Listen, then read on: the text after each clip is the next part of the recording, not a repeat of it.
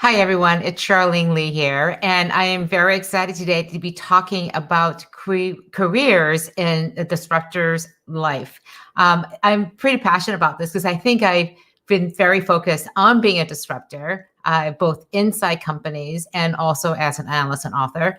And I wanted to just share some of the research I've done, some of my personal experiences, and some best practices on how to have a successful career as a disruptor.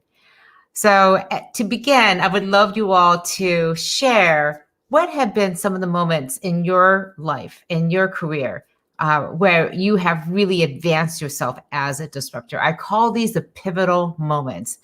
These are the times when you had to make a big decision about whether to take a job or to leave a job. I spoke in the last live stream last week about how our careers are the most important asset we will ever manage. And today I wanted to talk about just how do we actually manage a career as a disruptor? Because it's kind of counterintuitive. If you're going to be disruptive, in some cases, that's a career-ending move. And I actually want to talk today about how to have a career, a lifelong career as a disruptor, and in particular, how to sustain that over time and to do that well. So encourage you again to just share what have been your moments when you made a decision around your career that was pivotal in becoming a disruptor. So basically, I see there are two major career paths. One is to be focused inside of a company and you're committed to disrupting that organization. And you plan on being there. You've been there for multiple years, 3, 5, 10, 20 years. And you see yourself being there for quite a long time. Or similarly, you may be working at one company for a long time, trying to do the disruption there, and then you may move again. But the idea is that you stay for a long time at different places. The other career path is you are moving constantly.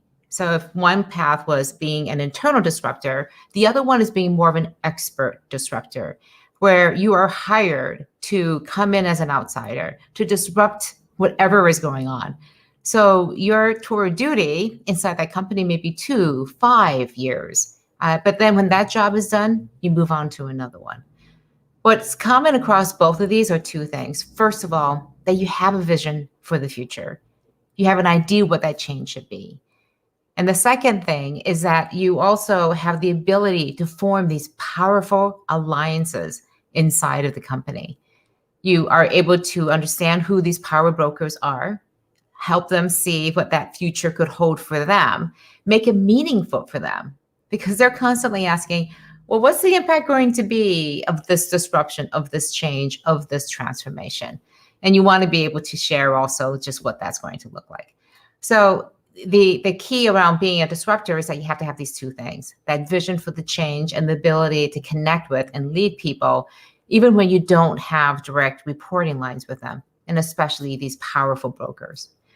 So I want to talk a little bit in a bit more detail just to talk about the career paths within each of those. But I want to give you my personal story about how I did this. When my pivotal moment as a disruptor was when I came out of business school, was casting about, trying to figure out what to do, and realized that this thing called the internet was starting to take off. Now, this was in 1992 and 1993, ages ago. And back then, there wasn't even a World Wide Web. There was AOL, CompuServe, there was the straight out internet. HTML had just barely been invented. So there was really nothing going on in that space. And yet when I looked at it, I thought this was going to be a huge game changer, and I wanted to be in the middle of it. So where to go? Do I do software, hardware, communications, maybe content? Interviewed across all those and decided on content, and in particular, newspapers. Because newspapers have been around for hundreds of years, and they're about to be disrupted with something that they had never seen before. So I applied for a job, got it at the San Jose Mercury News, went there straight out of graduating from Harvard Business School. And you have to understand, even back then, people thought I was crazy.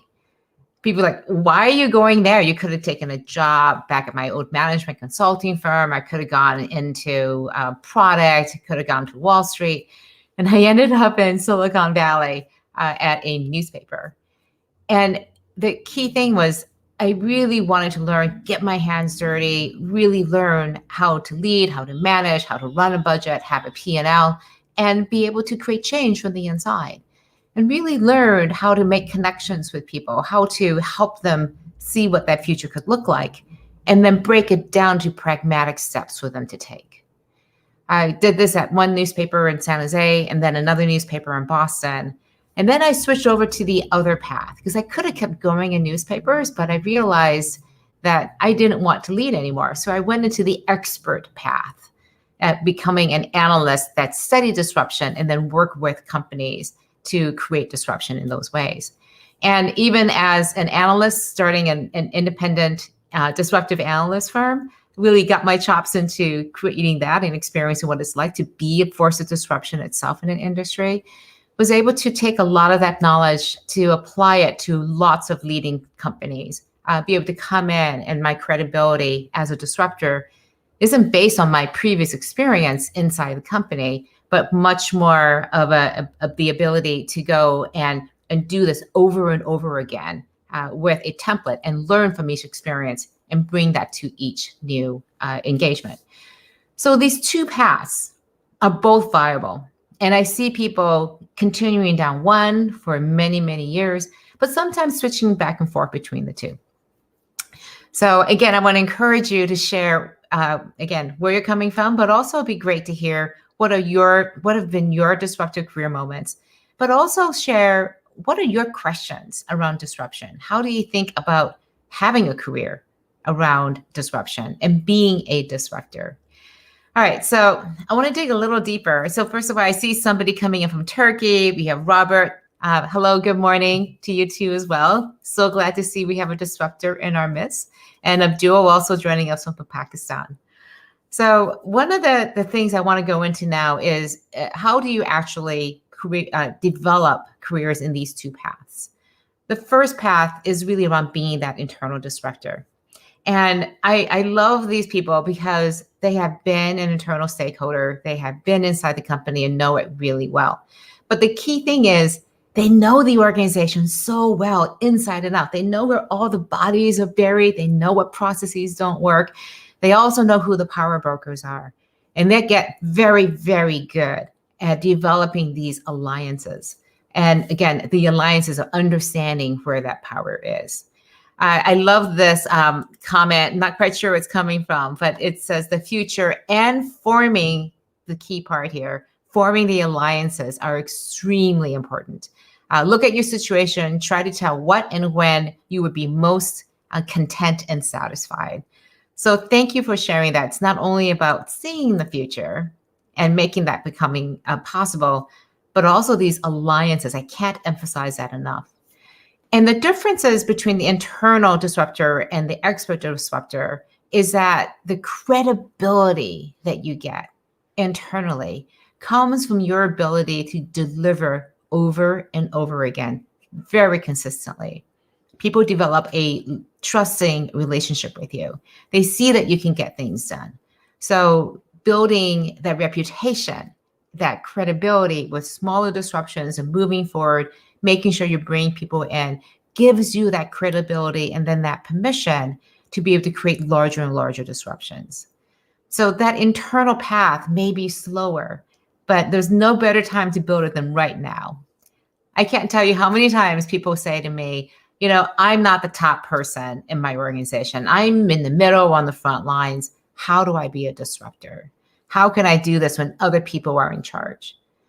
And my point is demonstrate your ability, again, to see the future, create a change that you want to have happen, and then bring people to that change, form those alliances, and make that change happen. Because that's what builds up your reputation, your credibility, and then people will give you more and more responsibilities to grow that disruptive portfolio that you have. So one of the challenges of being an internal disruptor is that people see you every day. They see you as Joe or Maria, and they see like, hey, they just do their job. We like them a lot when we have great relationships with them. And when you show up and you're forcing them to change, it can get really uncomfortable. because like, no, no, no, this is not the way we normally work. We have this agreement, we have this way of working, and we're happy with that, aren't we? Right? No, you would have to say, we could do things better. And this is how. Will you come along on this journey with me?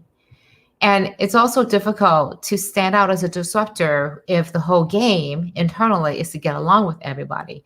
So you have to walk this fine line of pushing people and agitating for change while still maintaining those relationships that are so key to your success. Now, when you're an external disruptor, when you're that expert disruptor, your credibility comes from the knowledge and experience that you bring in. I talked to one woman who has been the chief transformation officer, chief digital transformation officer for multiple companies. She tends to go in for 2 to 4 years and will be there and work her magic. And then, okay, you guys are done? Then move on to the next one and then the next one. And she brings with her something she calls a 9-box process matrix. And it's these 9 boxes with all the different processes within an organization. She does an audit, sees which of these processes need to be digitized, and then sets to work. So she says, look, I did this at my previous company. Do you want it? And people are like, yes, that's exactly what we need. So there's a process, there's experience, there's a track record that comes with being that disruptor. She started as an internal disruptor at one point, did a great job. And then when that job was done, decided to move someplace else. And one of the key skills here, again, is having that standard operating procedure, some frameworks, some experience that you can say, this is my starting point. But then the ability to develop and customize that for the new company. And in particular, the ability to develop, again, those relationships throughout the organization very, very quickly, because you don't have time to spend months or even years developing and fostering the relationship with the power brokers. It has to come very, very quickly. And one of the key ways is to have these standard operating procedures in your pocket, literally to bring out and say, this is how we're going to do it. We're modifying it to fit our circumstance, but this is how we're going to do it. So the challenge of being that expert is success. If your credibility comes when you having done this in the past. And if you take on an engagement and you realizing this is not going to go the way you want it to go, then you run a significant risk. So one of the key characteristics of the expert is to say no to opportunities where the elements aren't there for you to be successful. So it's not only being able to see the future, have the ability to build these alliances, and also having the frameworks and the knowledge of how to do this. It's also the ability to understand the situation, understand the capacity for change before you accept that assignment. So I want to go on and see if there's any comments here. Let's see. I'm just looking through here. We have somebody coming in from Canada, Curacao. So thank you. Welcome for joining. Let's see. Here's somebody saying, I was a disruptor at Forrester events back in the Amsterdam office. Fantastic. Again, Forrester is a fantastic company. I spent almost a decade there, did my fair share of a disruption there. And I would say that's an environment, again, where the organization is quite open to many different people coming up with new ideas. And it's great that you had the opportunity to be able to disrupt and try new things and create that change in Amsterdam. Here's a good question from Mela Hin. What is my strength, weakness, and opportunity threat to be a disruptor? So what's your SWOT, basically? The SWOT analysis could be a guide to a great change. That is a great insight. Thank you so much for sharing that. And one of the key ideas here is that you have to be self-aware, know what your strengths and weaknesses are, understand what are the opportunities that are out there, but also some of the threats. Again, a threat might be this company says they want to be disrupted, but what they actually do is just the opposite. They put the brakes on pretty much everything until it's perfect, there's no risk, and that's just not going to work. So thank you for sharing that. And I think it's so important to be able to understand, what does that situation look like? Do a really strong and honest SWOT analysis on yourself, on your career, and say, where are those opportunities? Where are my strengths where I can bring them to? All right, I want to close out here today and talk about 3 things that you can do to be the best disruptor that you can, regardless of whether you are an internal disruptor or an expert disruptor. So the first thing is to gather these standard operating procedures, these best practices, do the research out there, and then apply them consistently and constantly, reminding people this is what we're trying to do. Here's the future of where we want to go to. This is the change we want to create. And then this is how we're going to do it. I can't emphasize enough to have some sort of structure, something laid out so people can reference things even when you're not in the room. Because having things written down, it actually is clear then. Because if it's not written down, it doesn't exist. So write it down, share it with people, and communicate constantly and consistently. The second thing I would say is this networking internally and also externally. One of the biggest challenges I find when you're internally disrupting is that you tend to stay inside of your bubble. Sure, you may read a little bit here and there, but how do you actually refine your standard operating procedures as a disruptor? How do you grow as a disruptor when everyone around you is not a disruptor? How do you make sure you're not inside of that echo chamber and just hearing yourself over and over again saying those disruptive things? And that comes from going out and networking with people. This could be as simple as joining groups, going to conferences, even virtually. Some of them may be coming back in person too as well. But connecting, having that network, connecting with people internally as well as externally is a key part of managing that career as a disruptor. And the third thing I would say, and this may seem counterintuitive, but take the time to actually share and to publish what you know. And what I mean by that is we all have LinkedIn accounts. Share what you're finding out there. Go and publish it, an idea or best practice that you've come across. Because you may seem like, well, this is just going to take time away from me actually doing my work. What you'll find is that the more you share, people will start engaging with you, and you will get back so many comments from people to say, well, that's a good idea. You get validation. People will say, well, this is a better way to do it, and you'll be able to improve. You'll also be able to bring in, especially if you're an internal disruptor, examples from outside as you make those connections through your own thought leadership as a disruptor externally. You'll get validation from outside that, hey, I wrote this, put it out there, and again, in a discreet way, and it got validation that was a good approach, or I learned that this is how one other company is doing it, and we could emulate that too as well. Because as an internal disruptor, a lot of your credibility comes from being able to bring in outside perspectives that other people do not have.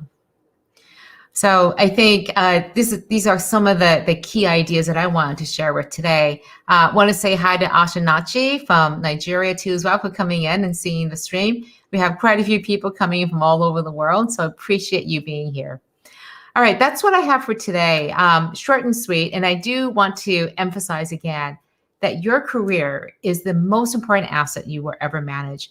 And your career as a disruptor is very different than anything that other people and other careers will ever have seen. It is not a career path that's built on a career ladder. You don't go to school to learn how to be a disruptor. It is something you learn on the job. But my hope is that with these 2 career paths in mind, that you can start thinking strategically about how you want to develop your career. All right, I am taking next week off. I'm going off onto a retreat. I try to do this on a fairly infrequent basis every year or two to try to collect myself. I highly recommend taking the time for yourself, even if it's just an afternoon, to go away, think about things, whatever it is that you have on your plate, to get some distance from things. So I'll be offline, completely off the grid for the next week, just contemplating life and work. And so I will be back in August, on August 3rd. Okay, yes, August 3rd. I keep getting the dates mixed up. August 3rd at 9 a.m., my usual time slot.